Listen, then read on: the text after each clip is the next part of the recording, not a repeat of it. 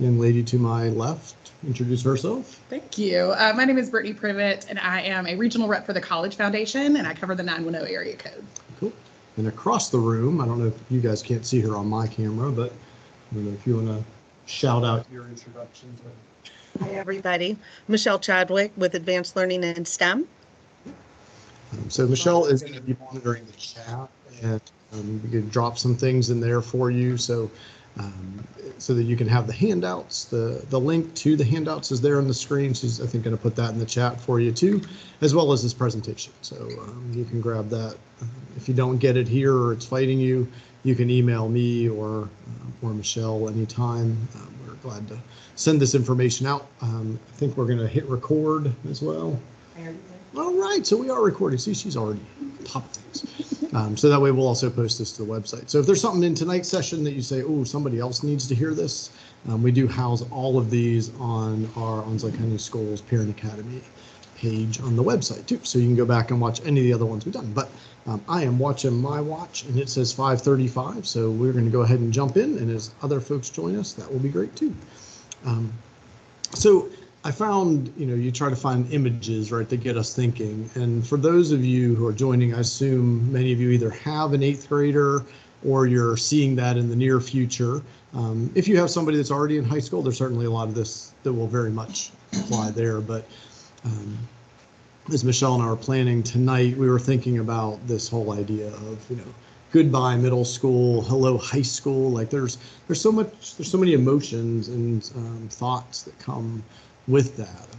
I think everybody most of us are either have been through it or are going through it. So if you have a thought and you'd like to drop it in the chat, like just kind of what questions, that questions one is really the most important to us here tonight, because we've planned a presentation, but we also want to make sure that we're respectful of your questions. So if you're coming in tonight, like, will you please talk about fill in the blank? Drop that in the chat. We would love to, we just love to talk about those kind of things. So I'll give you a second to do that, and I will use my good teacher wait time and give you a few seconds to do that without talking. So.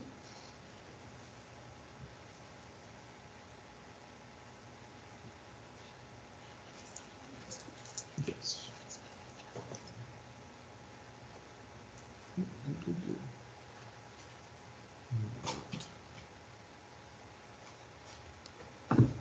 Nice. So I know sometimes for folks outside of OCS, getting to the chat is a little bit tricky as well. So you may or may not have access there, but I'll kind of let Ms. Chadwick kind of chime in if we have some thoughts there that we want to get to. So some of the things that we anticipate, right, are went around, did a little bit of research, and also just some of the thoughts that we all have, right? And so, Brittany, Michelle, feel free to chime in, but these are some of the ones that I hear from kids. These are some of the ones that I think I probably am just reflecting back on my own history, right? And some that hopefully you're thinking about, but these things about like leaving friends. I mean, some of us are going from one middle school to a high school, and some friends are going to be going to one school and others, and that's a big deal, right? I mean, that's a big thing when you're in 8th grade.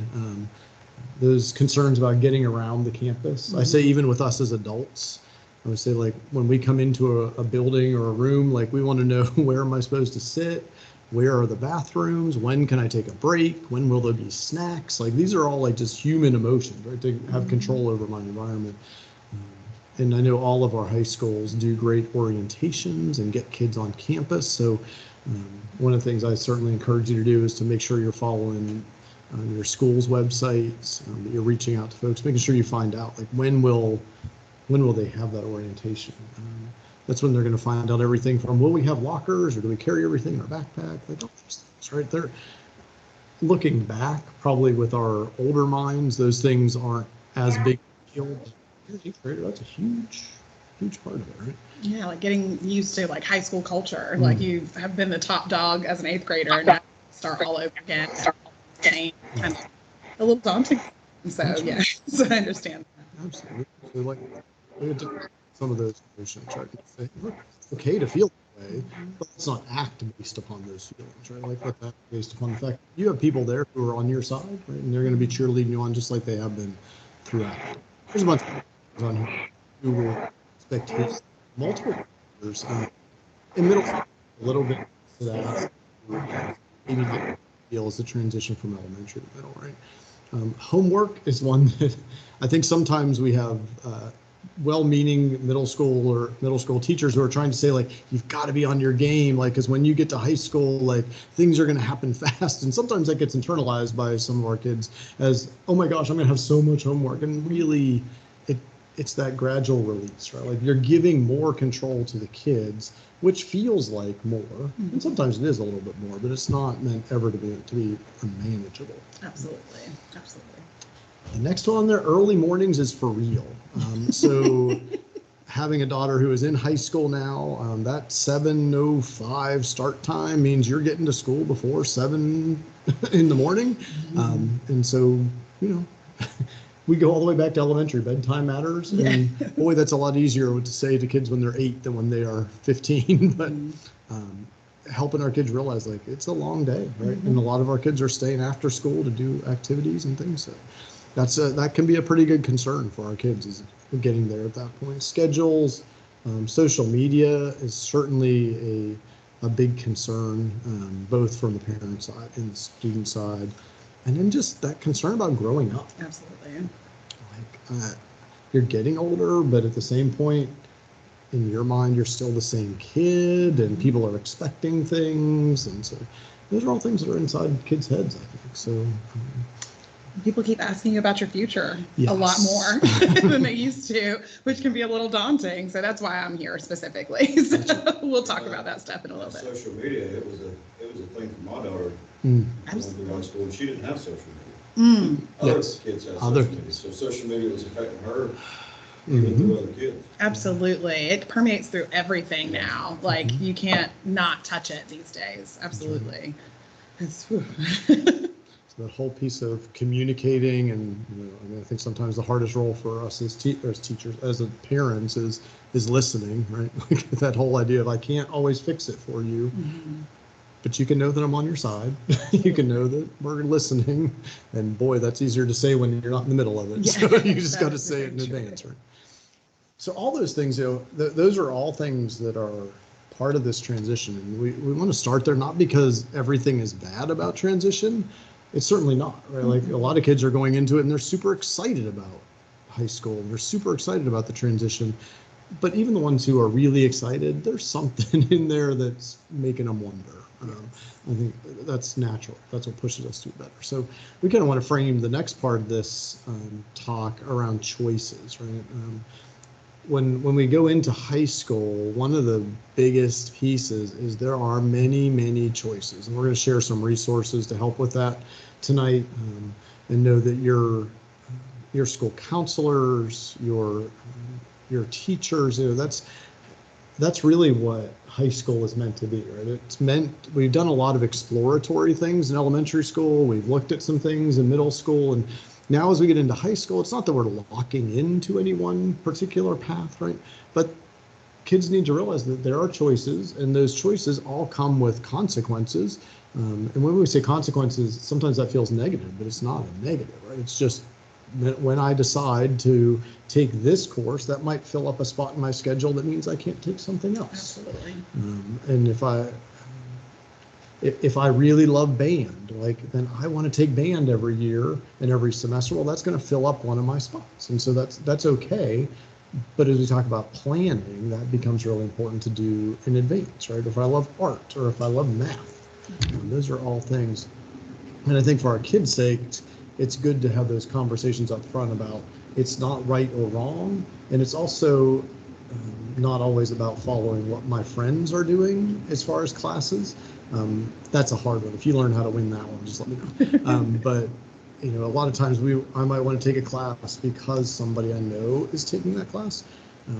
There are also lots of choices as far as the types of courses that we can take. And so I always like to spend a little bit of time in this transition talking about types of classes. So again, use the chat, drop thoughts in there, shout out if you want to in here. But I just wanted to talk about a couple of the options that we have here in Onslow County and then outside of Onslow County. So we're going to talk about types of courses and course credits which isn't all that fun of a topic, but it is an important one, right? So like honors classes, advanced placement, international baccalaureate, that's the AP IB piece, the dual enrollment classes with Coastal Carolina Community College. Those are all things that are here in Onslow County Schools, as is the Skills Center. So each one of those things has something about it, and we're going to talk about each of these in a lot more detail, but just want to kind of frame this next section around that. So credits are interesting, right? So we talk about in middle school, you're used to courses, right? And students take and they pass courses. They don't necessarily get credits. They take courses, right? And there are advanced classes, but they don't. In middle school, you don't get a grade point average, right? So one of the lessons we have with a lot of our kids is understanding this whole idea of a GPA or a grade point average, right?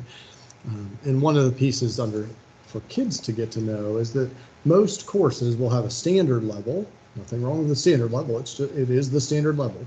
Then you have an honors level of that class, and then sometimes you have a college level substitution. And if you take the standard level, you can get an A. If you take the honors, you can get A. You can get an A in the college level. What's different is we're saying the level of expectation in those classes is different. So what the state does is it allows teachers and schools to give different grade points for those. So in a standard level class, the maximum grade point I can get is 4.0. So I can get 4 points for an A. If I take that same class, so just picking on a class, Earth and Environmental Science, right? So Earth and Environmental Science, I can take that at standard level, I get an A, I get a 4-point credit. If I took that same class at the honors level, the expectations would be a little higher. Therefore, you get a bump to get 4.5 grade points.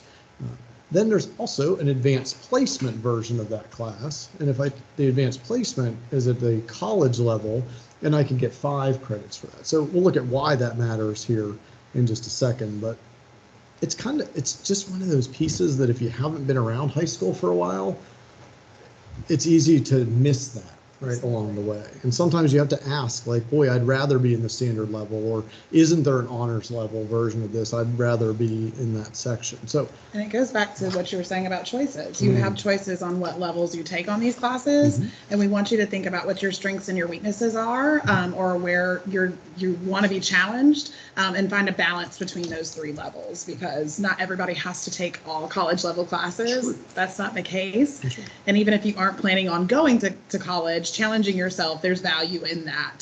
So while college isn't for everybody, challenging yourself in high school is just as valuable to jobs and the military as well. So having those options is really important. Absolutely. And even when we think about our career and technical courses, many of our CTE, our career and technical courses, are offered at the standard level and the honors level too. So when kids ask, what is this whole thing about a GPA, right? We try to say, like, it's really just a measure of how challenging are the classes that I'm taking and how well am I doing. So it's a combination of those two things. So we've built a couple scenarios for us to understand how kids who are taking very similar classes could end up with different grade points. So there's a lot of words on this slide, and I apologize for that. But what we wanted to show was, okay, student A, B, and C here. So all 3 students are taking Math 1. So that's our first level math in high school. You can also take many of these classes in middle school, but let's just pretend this is a freshman, right? So student A is taking Math 1, they're taking English 1, they're taking World History. Oh, your head, sorry. I'm just going to scoot you over a little bit. There you go. But they're taking Math 1, English 1, World History, they're taking Earth and Environmental Science, all at the standard level, right? So the max number of grade points they can get AAAA. So these kids are all getting the same grades. They can get a 4.0 GPA as a result of that. So again, great. Like if you have 4.0 GPA, that's amazing, right? But student B happens to take Math 1 at the honors level, English 1 at the honors level, World History at the honors level, Earth and Environmental Science at the honors level. Well, those are all 4.5. So when I add all those up, that's 18 grade points divided by 4 credits, and that's a 4.5 GPA.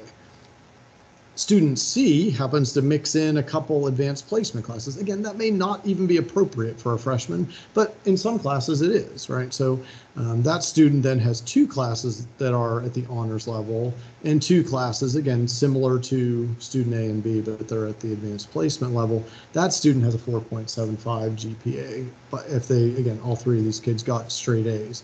That's different from middle school. That's just different, right? And it takes a little bit of thinking. It takes a lot of planning. I am not a proponent of being a grade point, a GPA chaser.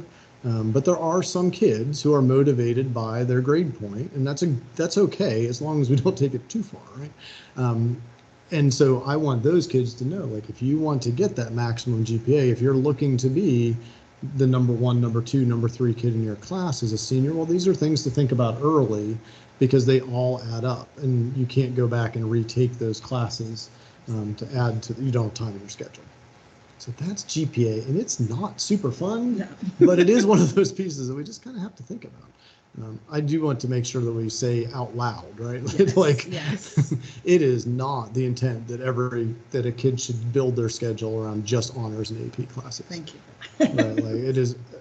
Universities understand the kids are going to take colleges, community colleges, career centers. Military, like, everybody understands there's all different kind of things that are impacting a student's choice. And then also, for those of you who are in 8th grade, some of you may be taking high school classes. You might be taking Spanish 1 or Math 1 or any of those things listed on the screen. In those cases, you get the credit, but you don't get the grade for GPA. So it checks the box for our graduation credit, but it doesn't give you a GPA as long as you're taking it in middle school. So just two kind of clarifications on GPA, that sometimes somebody will come back and say, but I got an A in Math 1 in 8th grade, and that's great. What that means is you're now able to take a higher level math and go further, but you don't get the GPA for that.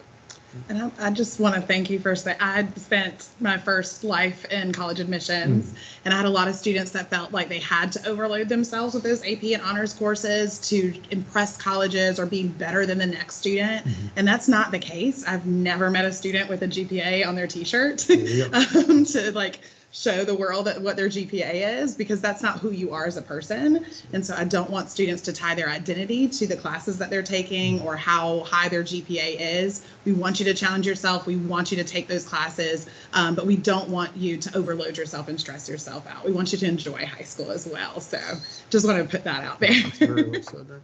And we want kids to be able to say, I took these classes because what I want to do with my life, or what I was thinking at that time I wanted to do was this, that, or the other, right? And that's why I took the classes I took. Telling their story is important, right? For sure.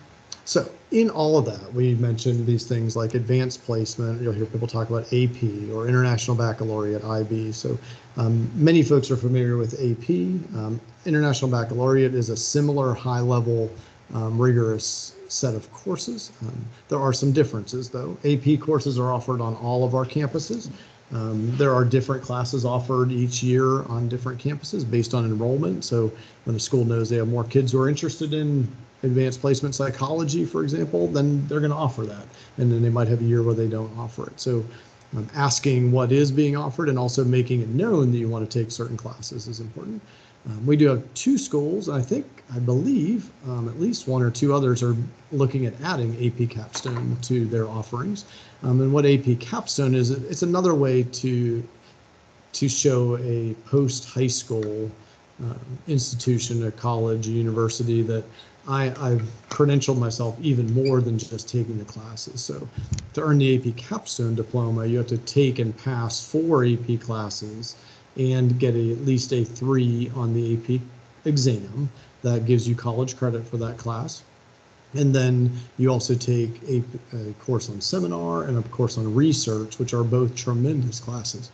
And when you get all 6 of those credits, then you earn not just the AP classes, you get the AP Capstone. International Baccalaureate is only offered to Jacksonville High School. It's a very specialized program. And there are both full diploma, which means you're taking a series of courses, and some of those are 2 years long. That's not to be scary. They just take the 2 years of, say, maths, and you're going to take it as one extended class. And that IB also offers a diploma option, which is again a high level credential diploma, which to some folks is something they want to really shoot for. Other kids will just like to take individual classes. And IB is a little bit more holistic. It's a little more comprehensive. both programs, every course you take in them, it gets you 5 grade points. Ms. Chadwick, anything you want to add there? So when you're thinking about taking these advanced placement or the IB, especially advanced placement courses, I was an AP biology teacher.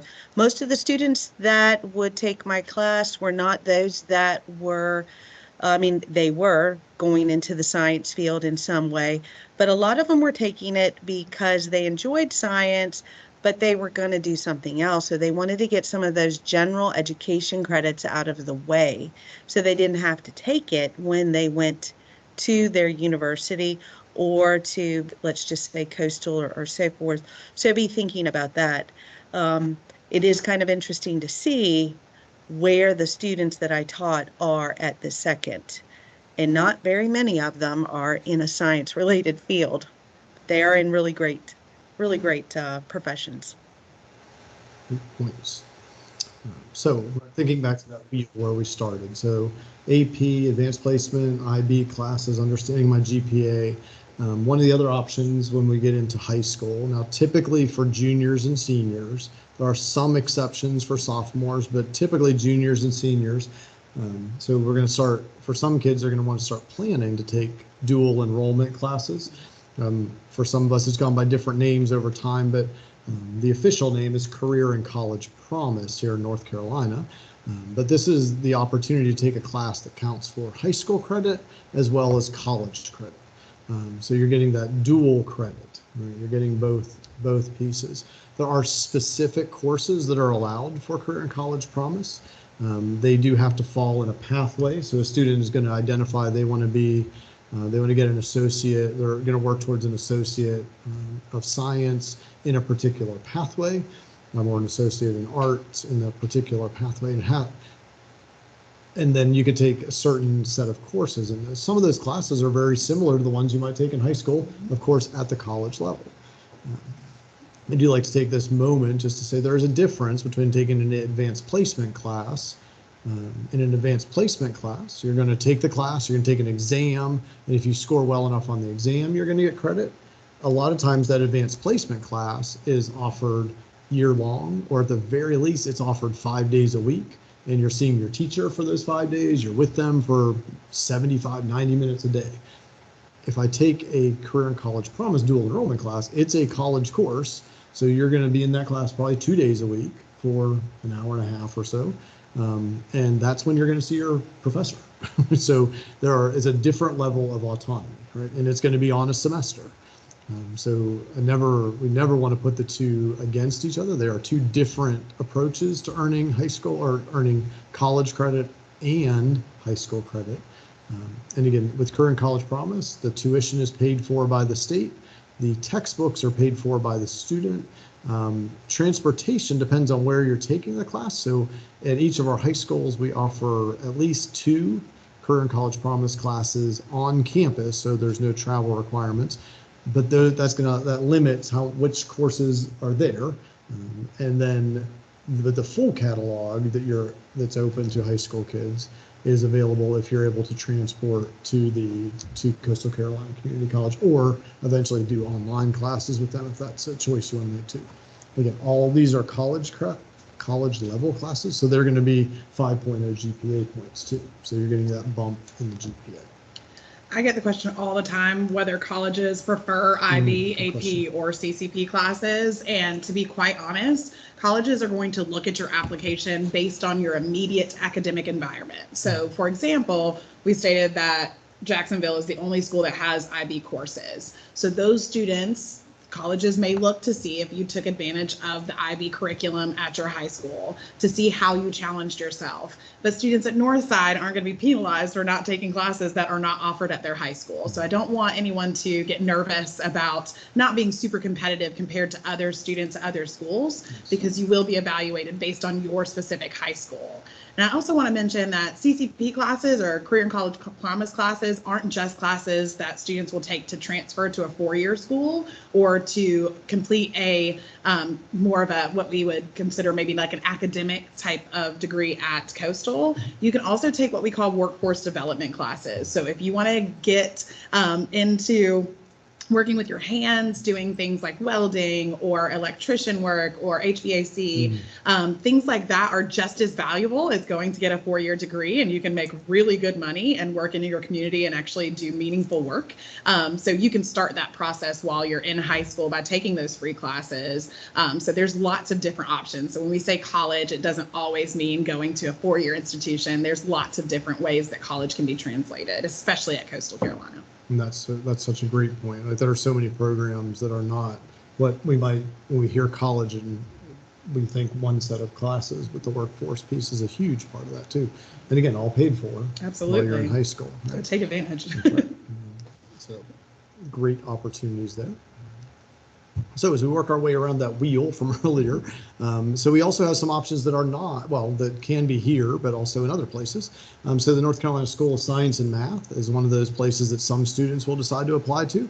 And then the University of North Carolina School of the Arts is another one of those places. So there are, let's start with School of Science and Math. And again, we'll do whole sessions on this. In fact, I think next week on May 9th, the School of Science and Math will be here in Onslow County. We'll be doing a parent academy that evening as well with one of the admissions officers from there. So if your child is interested in this, come on May 9th.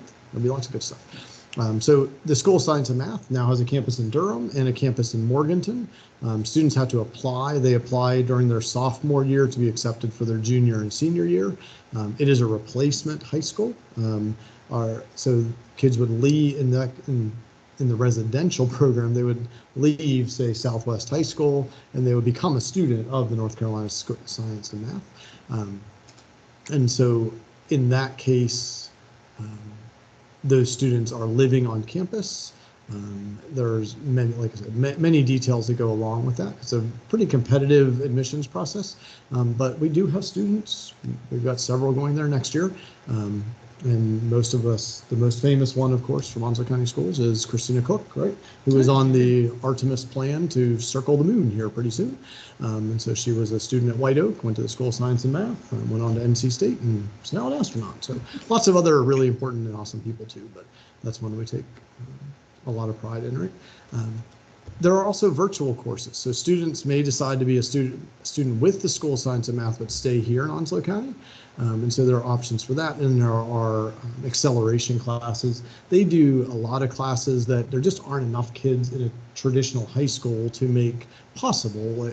There are some really high-speed forensics classes, some really interesting classes of all types. So I won't stay on that one too long because it's a small population, but if that's something you're interested in, we definitely want to make sure you know it's out there, and it's something you have to start thinking of in your freshman year, because you've got to start planning for taking those classes and accelerating, especially in the sciences and the maths. The School of the Arts, again, is a residential program. Some students are going to go in as freshmen, many are going to go in as juniors and seniors. It is a conservatory. And so as a conservatory, they have different rules as far as the classes that they offer. Again, it is very competitive entry. Ms. Chadwick's daughter was a student at the School of the Arts, so if you want to add to that, certainly welcome you to chime in. So my daughter actually applied for the School of the Arts. It is a multi-tier, it's a very leveled application process. You have to, depending on where you're going, if she was a double reed player, so she was on the music side, so you have to set up auditions and sometimes 2 auditions and so forth. If anybody is interested, I'm more than happy to sit down and talk to you a little bit more and help you through that process and connecting with the school. Cool. It's always good to have somebody who's been through the process. Right. All right, so continuing our way around the wheel, other options that are available to kids, and this one is one that we are super proud of here in Onslow County Schools, is the Eastern North Carolina Regional Skills Center. We refer to it as the Skills Center quite often, but the Skills Center for our high school kids is generally a half-day program, so they remain a student of their home high school, and they are able to go to the Skills Center. The transportation is provided from their high school to the Skills Center. There are a variety of programs. Many of those programs do require kids to take some prerequisite classes because these are kind of the finishing classes to credentialing yourself But you can see some of the programs. The programs evolve over time, and they're based on what the community is asking us to produce. And so we've got automotive technician, collision repair, culinary arts, digital design, game design. There's some that have even evolved since we made this slide. So HVAC, nursing fundamentals, robotics, engineering. I think there's a drone piece coming into play. So just a lot of really, again, to go back to what Brittany was saying earlier, so just some really good hands-on, but also rigorous classes. The reading level in some of these classes is higher than many other classes on a traditional high school campus because you've got to know your stuff. Right? And so this is, again, a pride of Onslow County Schools and of Eastern North Carolina because we have folks come here from other places as well. So if you're interested in this, you would see your high school counselor. Again, it's a good idea as a freshman to say, I want to make sure I do HVAC and collision repair before I graduate. Well, that's going to take a pretty busy schedule. And so you're going to have to plan that out. How are you going to get to those prerequisite classes? Each of our schools also has CTE or career technical education leads within their schools as well as the teachers of those classes. So there's lots of people to ask those questions of, but like anything, you have to know to ask the question. Absolutely. So we hope that'll at least spur some interest there. Whew. It's a lot, right? Like those are just some of the options, right? And so we, in this transition from middle to high school, we continue to just impress that planning is so important. And sitting down with folks, asking the questions. Your school counselors are great at this. I love especially many of our upperclassmen teachers. They're very good about saying, here's what you're going to need to be ready for my class by junior year. Ms. Chadwick and myself are glad to sit and chat with anybody. But planning is always different from scheduling. Right? Scheduling you have to do, because scheduling is what I'm going to do next. And so the link that you see here on the page will take you to our high school course selection guide, and that will tell you these are all the classes at all the different schools, because there are going to be some classes that might be offered at a school that you're not districted to. And there are some processes if you would like to go to a different school based on a program, but you kind of have to know those classes are being offered too. So we give you the link here. Apparently I put it in the little bubble on the side there. I'm not sure why it's over there too, but you can also just Google Onslow County High School Course Selection Guide. And you can go through and just look at what are all the options for math? What are all the different options for English? What are all the, so we like these kind of questions, right? Like, what do I have to take versus what can I take? What's offered somewhere else? What do I have to take first? Because sometimes there is a sequence, right? Typically Math 1 comes before Math 2. That's an easy one. But some of the other classes, it gets a little trickier. Like, well, what should I take before I take physics, for example? Well, there are some maths you probably want to have under your belt. There are some sciences you might want to have behind you before you jump into those. But it's also important to know, what do I have to take? And so one of the tools that we've hired to solve this problem for us is Major Clarity. So all of our 8th graders are currently being taken through doing the learning, the assessments, the learning styles assessments, personality assessments, so they can start looking at what careers they might be interested in, but so they can also build their academic plans and start thinking about, what do I want to do post-secondary. Within this gives us a chance to do both career planning, right? I'm just watching my time here. I don't want to keep you guys too long tonight. We can look at our career planning. We can think about, what am I going to do grade by grade to get ready, but it's also going to be our academic career plans. This phrase was new to me this year, but it's grown on me, because it's really, that's what it is, right? It's an academic career plan, right? It's not just how am I planning out my academics, it's how do my academics align with my career plans as I move forward. And that career plan may change 20 times, and it probably will. For many of us, even in the middle of a career, it has changed. So you see at the top of the plan, again, this is all built within Major Clarity. Every student in grades 6 through 12 already has access to this through their Clever login. So if you say Clever login to your student, we as parents might not know what that is, but if you say that to your student, they're gonna say, oh, is that the thing I click on to get all my classes? Yes, that's the thing you click on to get into all the different resources across the county. So kids don't have to know another login. It's all tied together. But this student happened to pick firefighter technology as their career pathway.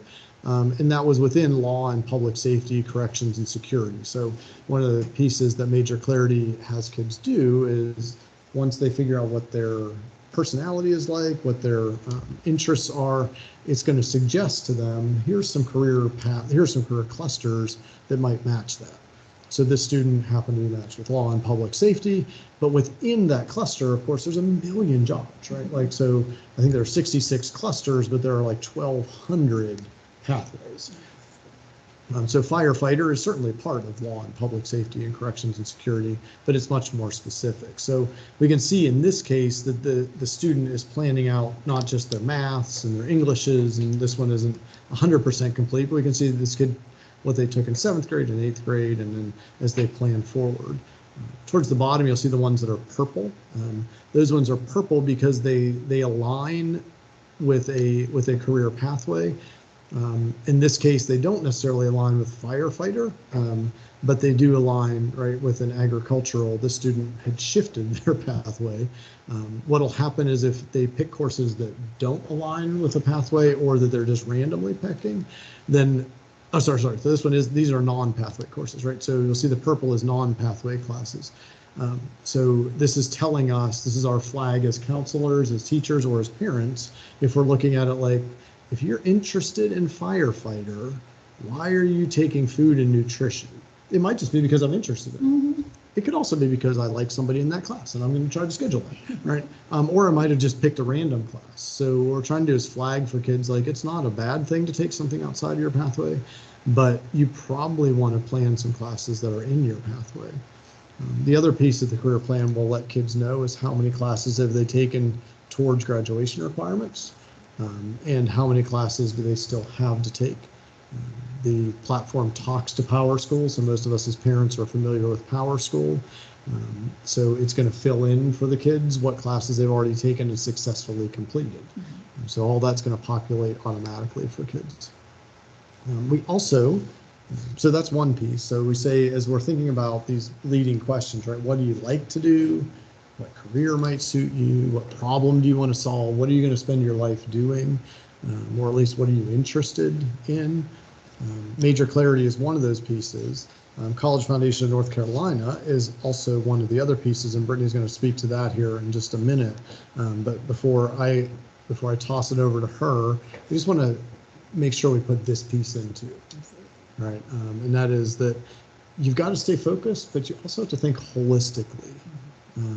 One of the pieces coming out of COVID or emerging into a little bit more of our old normal is that what we're noticing is folks, many of our upperclassmen students, we're not generalized, many of our upperclassmen students have missed out on opportunities to learn to be servants of their community and to learn to do civic work.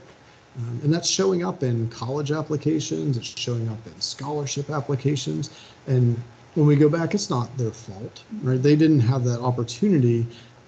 But what we need to make sure as we get back to impressing on our younger students, be involved in clubs, be involved in service learning, volunteer in the community. These things matter. Like those speak volumes to colleges, they speak volumes to potential employers, but they also are just the right thing to do.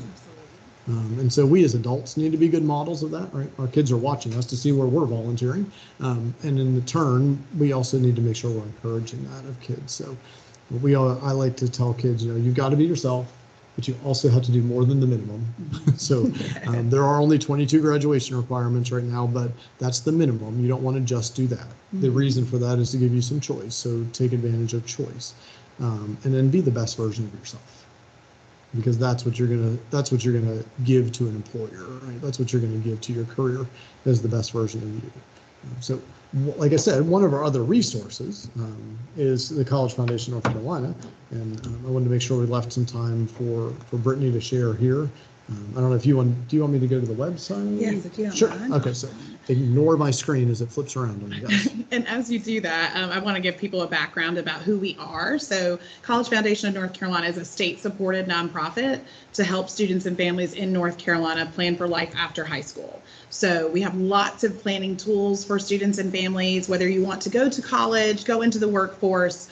We are tied with nccareers.org, which is run by the Department of Commerce. So there are lots of resources to help you. And we want you to know that you're not alone in this process. So you have some amazing resources here in Onslow County Schools, and CFNC along with nccareers.org are here to kind of guide you through this process, especially if you want to stay in the state of North Carolina. So I just want to show you a couple of things on our site so that you know kind of what's out there and how you can use CFNC to plan for your future. So as you can see on the top of the screen, we have tabs to help students plan, apply, pay, and save for college. You can set up a CFNC account. It is free. And a lot of the reasons why people usually use CFNC is because students can plan for college in the state, be it a 2 or a 4-year school, public or private, and then apply directly to any school in the state from our site. They can also send their high school transcript for free to any college in the state. So lots of different uses for CFNC. As 8th grade parents, I know we're just starting this process. I know it can feel a little daunting, but again, you are not alone and you have lots of resources. So we do have a lovely timeline here that I just want to touch on a couple of things to make sure you know what's out there for you. And this timeline goes all the way through the adult learner. So we have your back every step of the way. But for 8th grade parents, we want you to consider those high school options. And Dr. Elder, you did a great job kind of explaining what those choices are. And I really want to reiterate that you have choices. Like, this is not a process where everybody has to do the same thing. You have more choices than any generation before you. So we want you to take advantage of that and explore those choices. We want you to challenge yourself by taking AP honors classes, CCP classes. But if you're not great at math and math is not your journey, AP calculus may not be in those stars for you, and that's okay. So definitely take the time to explore those options.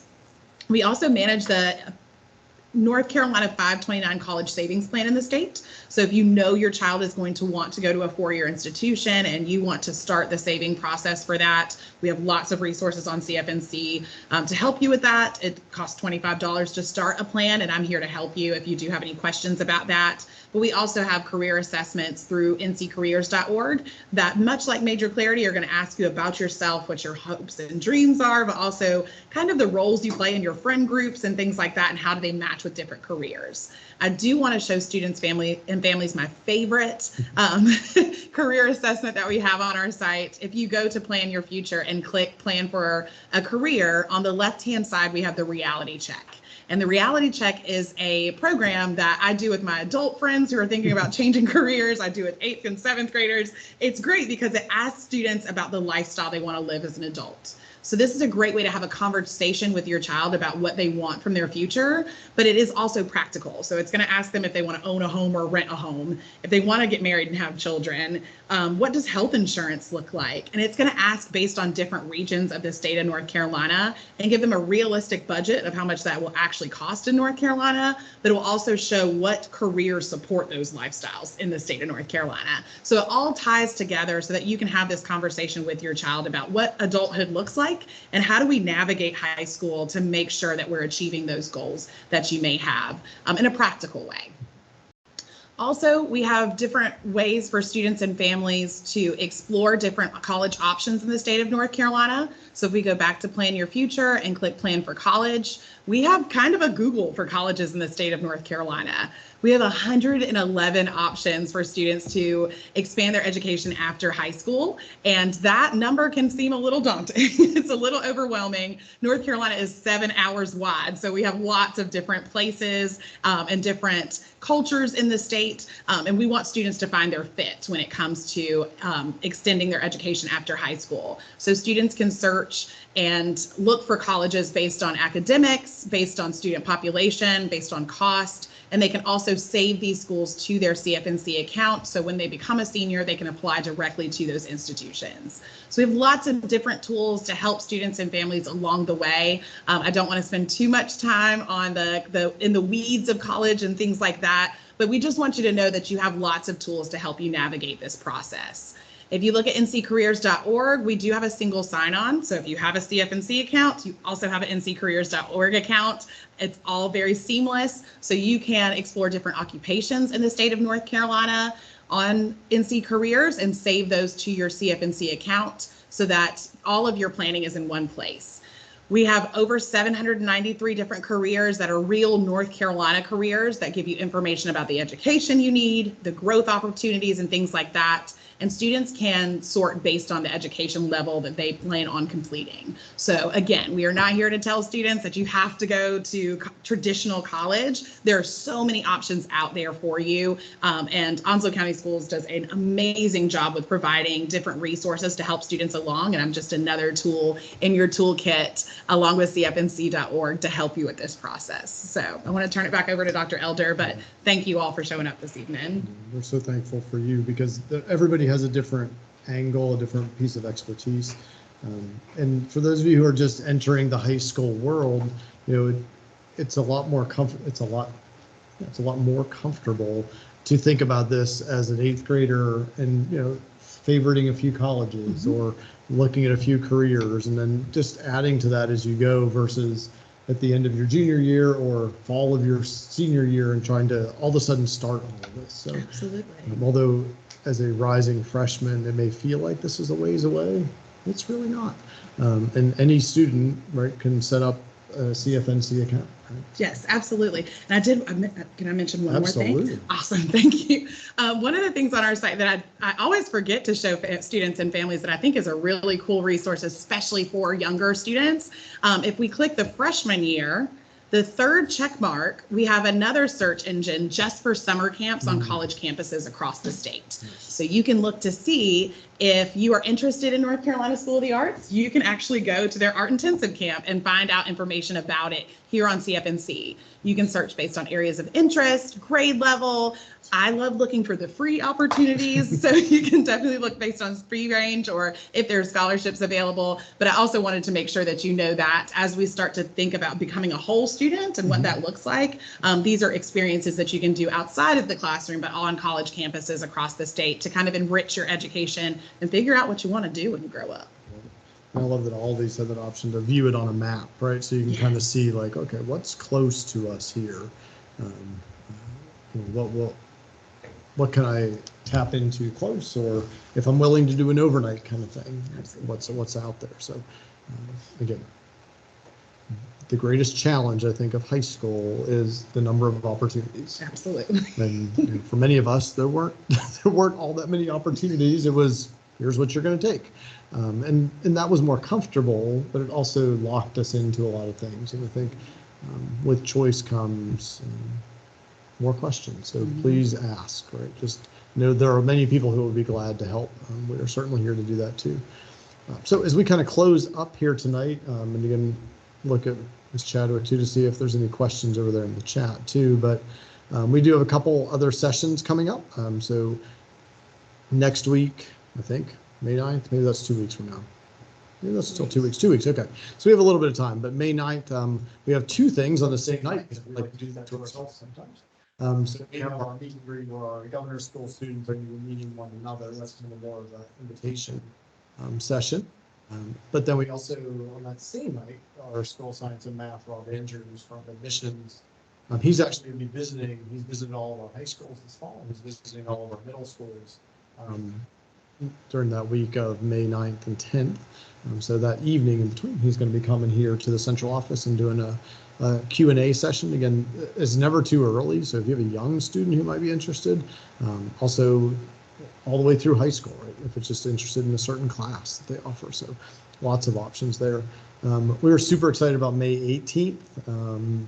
Brittany is helping us organize our mini college fair and workshop. We call it that because it's basically a 2-hour session where we spend the first 45 minutes or an hour kind of talking through a lot of the pieces of, hey, I think I might want to go to college. I might want to go to community college. I might want to and then we invite a number of those folks to set up booths where you can just meet and greet. And again, it's kind of geared for juniors, but we'll have seniors. We certainly welcome students of all ages to come to that, as well as families. And then we have one, maybe last, I don't know, we keep adding sessions. So one scheduled last session for our students who are now accepted, right? And you may have some questions. You just want to talk to somebody who isn't the school that you're going to. So we'll have that on May 25th. And we just like to call that one, I've been accepted, now what? So we kind of end where we began today, or approach closing out here. The handouts for tonight, so I'm looking at the handouts in front of me, and in those handouts we have a number of the examples that we've shared in the slides, and then some other things, some things we've shared in other parent academies about sample 4-year plans, about substitution classes, classes that count for other credits in high school. So those handouts, again, those are there. Do notice one of the things with a shortened bit.ly web address like this is capitals do matter. So unlike most websites, you do have to do the capital middle school to high school handouts. So, and again, I think Ms. Chadwick has dropped those in the chat too, if that's easier for you. And if you just want anything on the slides here, that is certainly there as well. So again, we thank you for your time tonight. You know, everybody's schedules are busy, and that if you're watching this as a recording too later, please feel free to reach out to us if you have questions. And I didn't put this Brittany's, I put our other Brittany on there. Our lead school counselor is Brittany Norman, and she is certainly glad to take any questions as well. But if you need to get up with the Brittany Privet, we can certainly get you guys connected as well. So Michelle, anything to add over there, or anything from the chat? No, I'm just thankful for everybody who showed up in person and here online. And there are no questions in the chat. I did put the links to the handout in the presentation. They're just not as short as what you see on the screen. So I did check them out. And I did put the link to the University of North Carolina School of the Arts straight to the high school program, because sometimes their website's not as easy to navigate through. So happy to answer any questions, just because I have a, been there as the parent of a student. I did not go there. With that, we will kind of close it down here, and look forward to maybe seeing some of you guys at the School of Science and Math or the mini college fair coming up. So thank you again for your time.